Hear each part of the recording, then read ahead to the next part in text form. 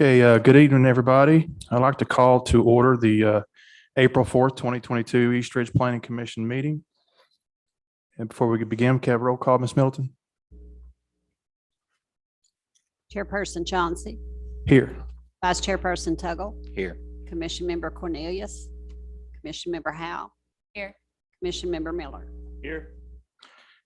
Okay, before we get down to business, we'll approve the minutes from our February 7th, 2022 Planning Commission meeting.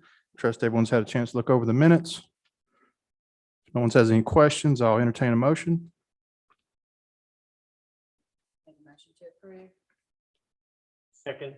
Got a motion to approve by Ms. Howe and a second by Mr. Miller. Any questions? Okay, roll call, please. Vice Chairperson Tuggle, Abstain, I wasn't present. Commission Member Cornelius, Commission Member Howe. Yes. Commission Member Miller, Yes. Chairperson Chauncey. Yes.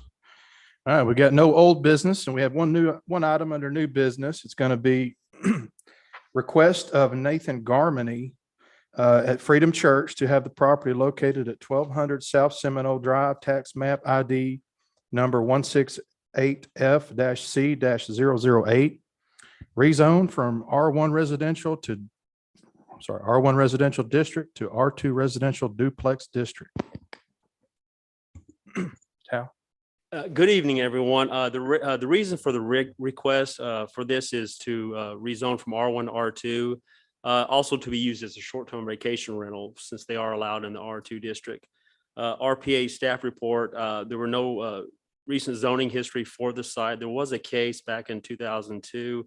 I think it was to request a 35 Bennett Road, which is 800 feet east of the site, to R1 residential to R2 duplex district, which was approved. Staff recommendation through RPA stated it was compatible with the comprehensive plan, also with the adjacent land uses and with development form. There was no concerns as stated that would introduce R2 on location or lighting and height. Although it did state that, with the adjacent land use and development form, it stated at the bottom, the proposed rezone would introduce two-family residential to the area, to that use. But there are many duplexes in that area. That was basically when, we adopted our zoning regulations in 1989, I think it was. A lot of these duplexes are zoned R1 right now, and they're just basically legal non-conforming structures. So just keep that in mind as well. There's quite a few in that area.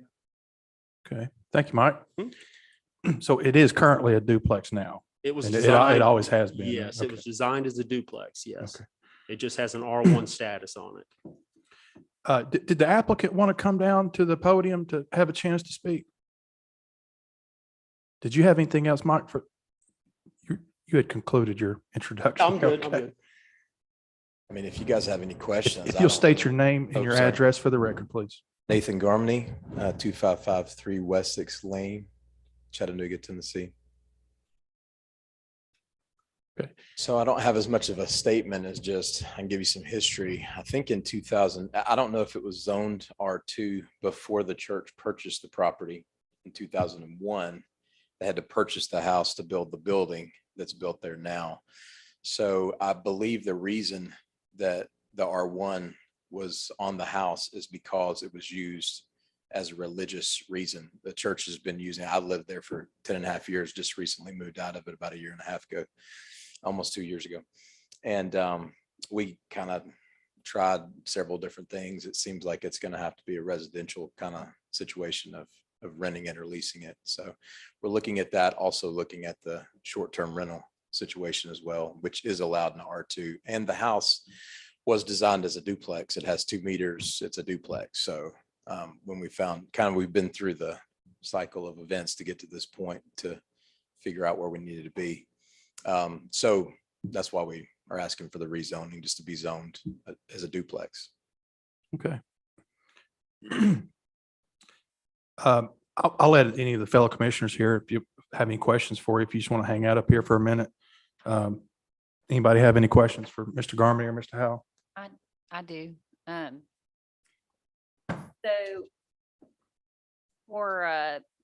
for it to be an STVR, short-term vacation rental, there are certain permitting and requirements. So do you intend to, once we rezone, if we rezone to R2, apply and go through all of the motions to be able to do that legally and properly? Yes.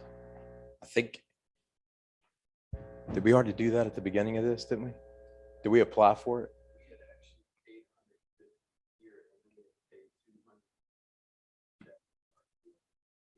I think there was a $75 application that we did at the Application beginning to fees for figure this out. hearing.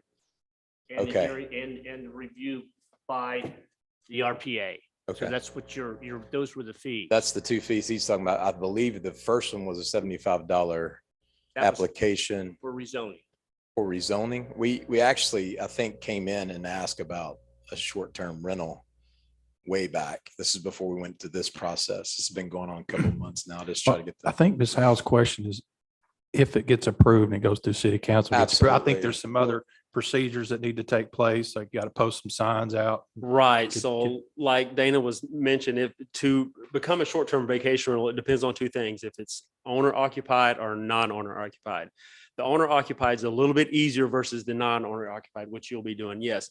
In that case, you'll have a 300-foot radius. Well, everybody in that circumference will be notified of that. And then we do put out a placard saying future site, possible site for, short-term vacation rental. Mhm. Once again, if we don't get any obligations to that, now if we get somebody send in any type of letters, then it has to go back in front of city council again for an approval. Hmm. But if we get no opposition to the short-term vacation rental as a non-owner occupied, then we move forward with it.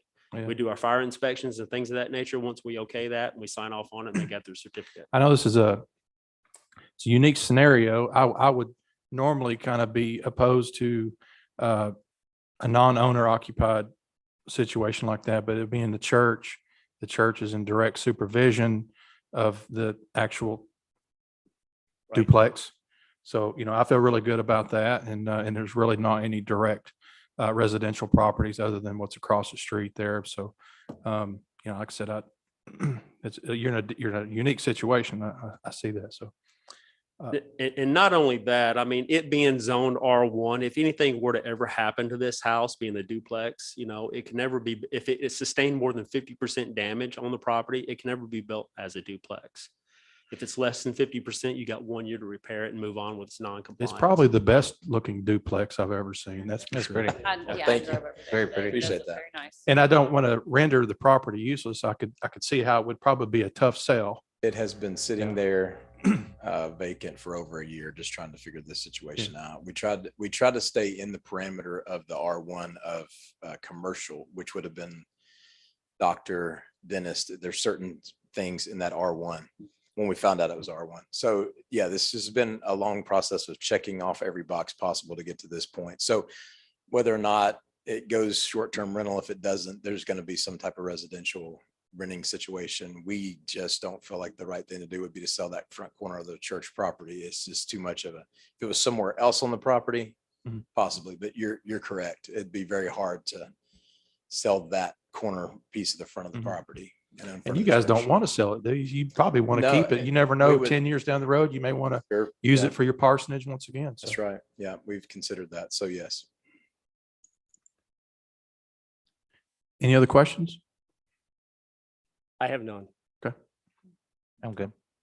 Okay, thank you, sir. I'm going to open up a public hearing and if there's anyone here in the audience that would like to come down to the podium, if they want to speak in either opposition or in favor of the rezoning, now's your chance. I see none. All right. Okay. All right, I'll close that public hearing.